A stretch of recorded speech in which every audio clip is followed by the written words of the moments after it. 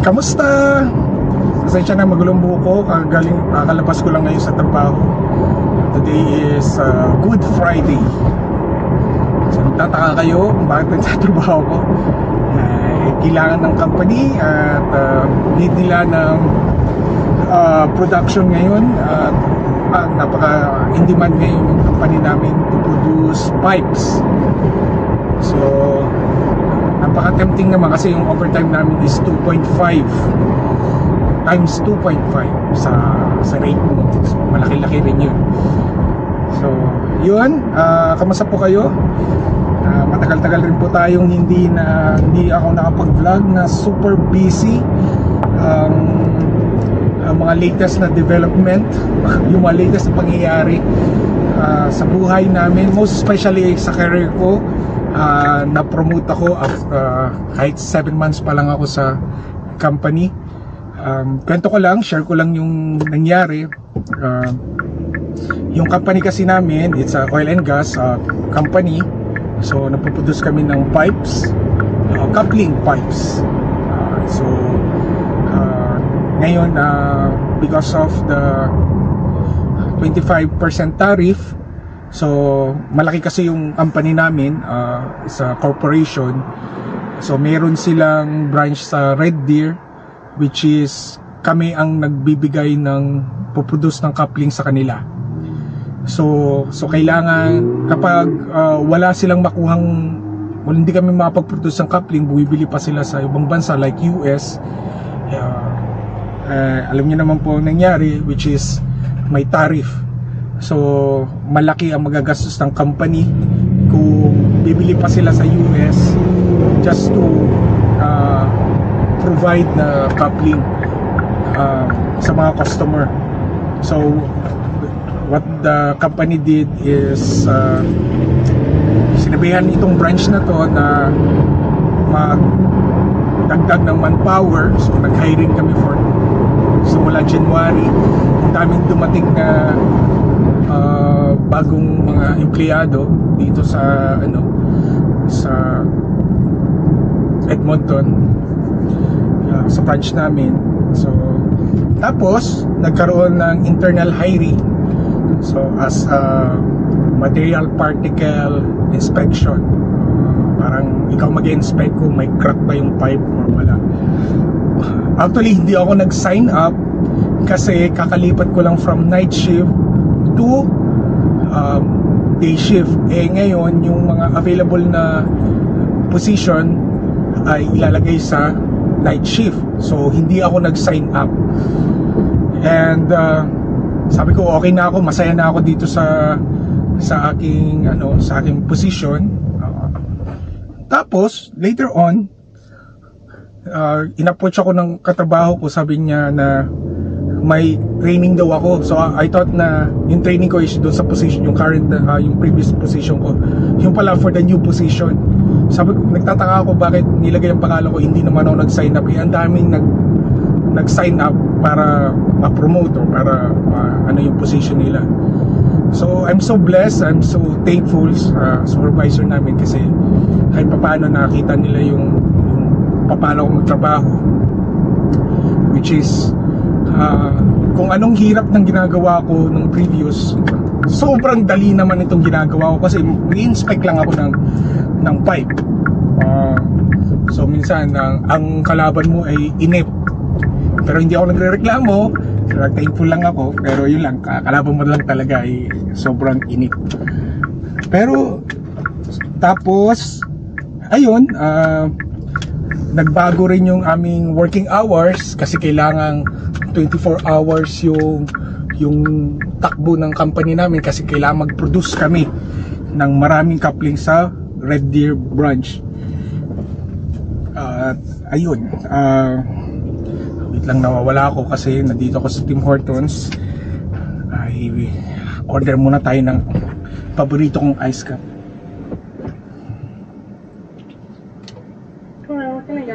Hello, ice cup please, medium. Medium ice cup, that's all? Yep, thank you. So, yun lang. So, magkano muna tayo ha? Order lang tayo ng ice cup. Tutuloy ko yung aking kwento.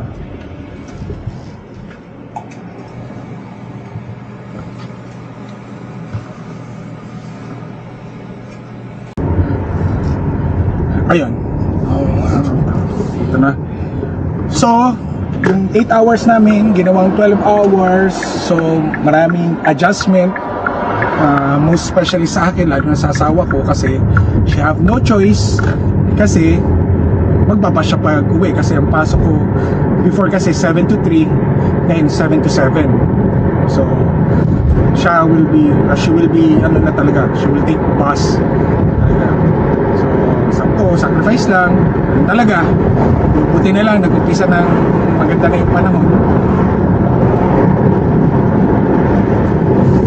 So, hindi ko muna kayo update sa wala mo ng bahay vlog, house vlog. Kasi may mga dinagdag ako, pero ipaproject ko kasi siya sa day off ko. So, kaganda lang sa 12 days, 12 hours work. Kasi 4 days lang, then 4 days rin yung day off mo. And then, akala namin matatamaan kami ng yung trade war between Canada and US. Actually, wini-worry namin yan since January. Pero, kabaliktaran, naging mas need nila yung trabaho, mas need nila yung tao, ang daming na-hire, mga new faces sa company namin, maraming naiangat ang position. And merong mga naunahan ko pa na matatagal na, tapos naunahan ko pa ng position. Ayun lang yung kaganapan sa buhay namin ngayon, buhay ko.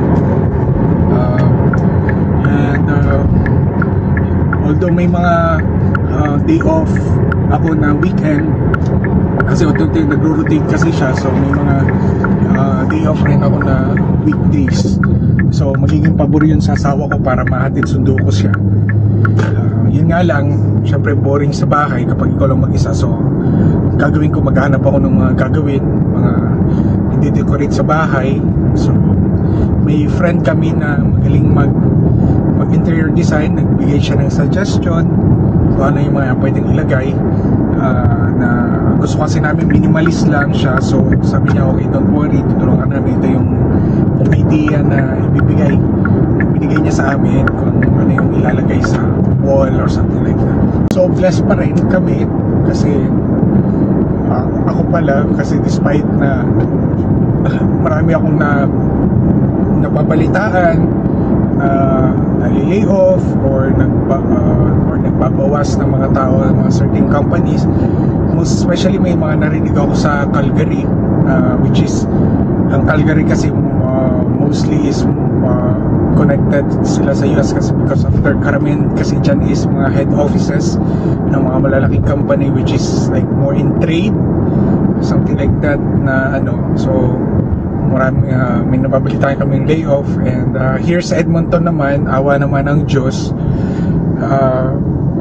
booming dito because karamihan na dito yung industry about yung mga mga trade industry, tawa pa yun. Basta more in mga pipe, mga metals, oil and gas companies. I don't know sa Calgary, baka meron din doon, I have no idea. But dito medyo okay pa rin yung opportunities, kasi yung company pa lang namin ang dami nang hinire. Tapos siguro mga 50 plus and then marami ring mga company na nag-hiring pa rin sila. It means only na need talaga maraming job opportunities dito sa Edmonton. Yun na lang talaga, tiyaga ka, huwag ka lang mapili. Yun lang talaga, lagi nyo yung naririnig, huwag kayong mapili. Kung sa tingin nyo kakayanin nyo yung job, yung trabaho, sugod lang sugod. Kahit ako, nung nag-umpisa ako dito sa company to, sabi nila, are you willing to work ganito? Sabi ko, yes. Yun lang, ganun tayo, Pinoy tayo eh. Kasi matutunan mo rin yan. Sa una, mahihirapan ka, ma-realize mo, hindi naman ito yung dati kong trabaho. Pero yung nagmo-motivate talaga sa akin kasi is yung yung sweldo. The rate is wala, talagang super. Yung in-interview nga ako is parang ang informal interview yun eh, parang di ba usually what is your experience, so blah blah blah. Iba eh, parang pag upo ko lang, ito yung magiging salary mo, tapos ganito yung bonus, ganun. Kasi mayroon rin kaming quarterly bonus. And we hear itong may announcement pa sila, itong company to by hopefully nararamdaman namin may good news silang ibibigay sa amin, which is ang ano namin, ang kutob namin is i-increase ang kami ng ng salary.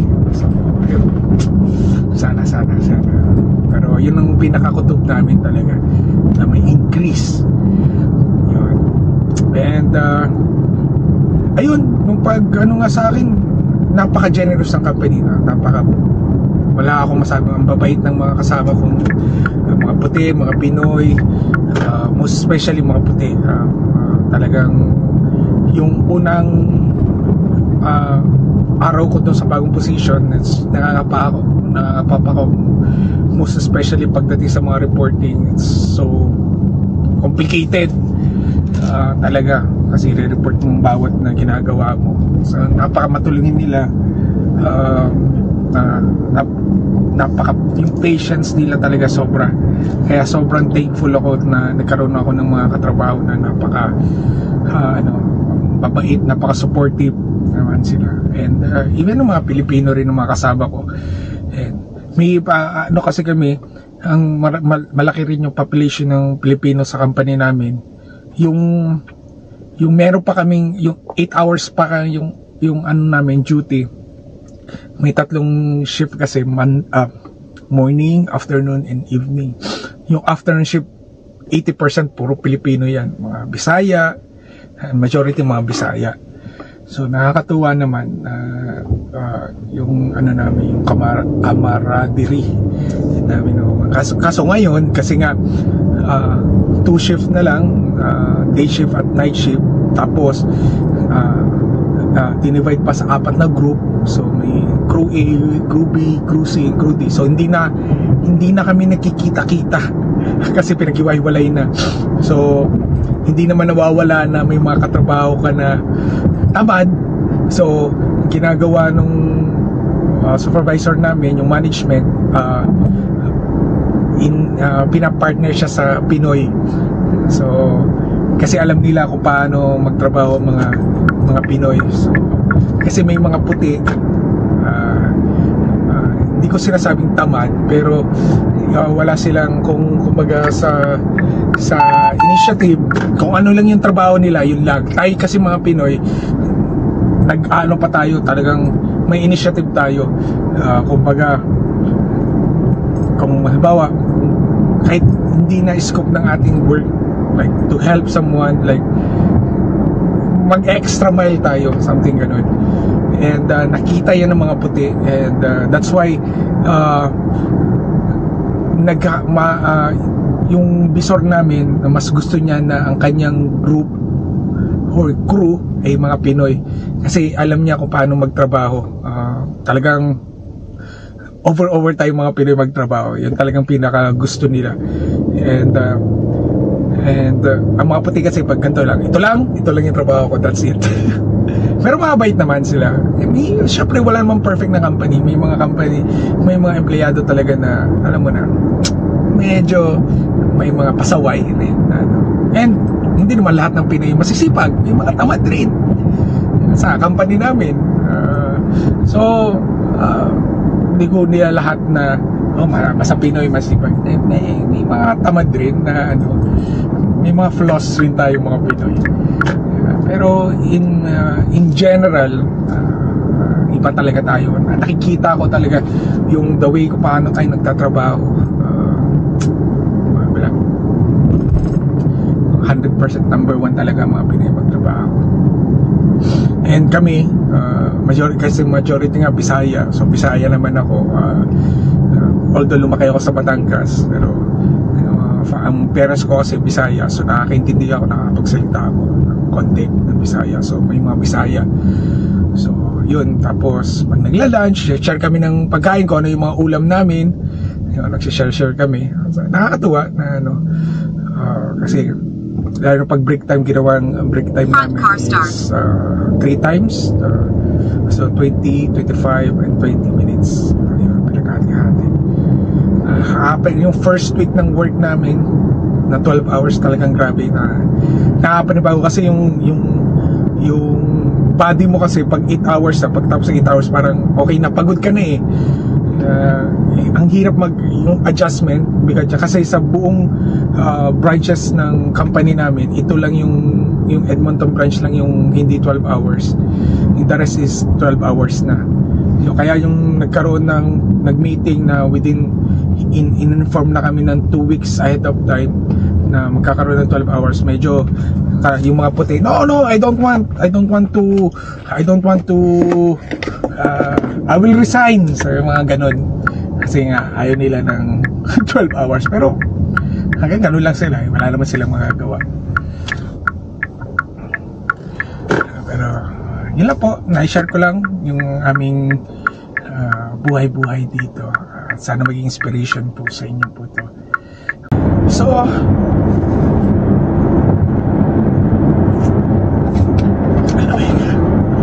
yun pong kaganapan na nagpapakilala ulit po kami pong pamilya na Vasilia. Kami ay dumating last October 2029. Kung bago lang po kayo sa channel na to, dumating kami, nagland kami sa Winnipeg. Tapos after 3 years naging citizen na po kami, we decided to move from Winnipeg to Edmonton. So yun po, kung gusto nyo pong bisitahin yung mga previous vlog po namin, kahit yung buhay namin sa Winnipeg, pwede po yung bisitahin at panoodin yung mga previous vlog po namin. Ito po, so ngayon po ako muna po yung magka-drive, kasi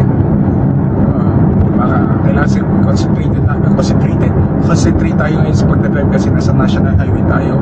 Mahirap naman mag-discussion tayo, pero Santo pa naman ngayon. Muli po, maraming po salamat at magkita-kita muli po tayo sa susunod na mga vlog. Bye!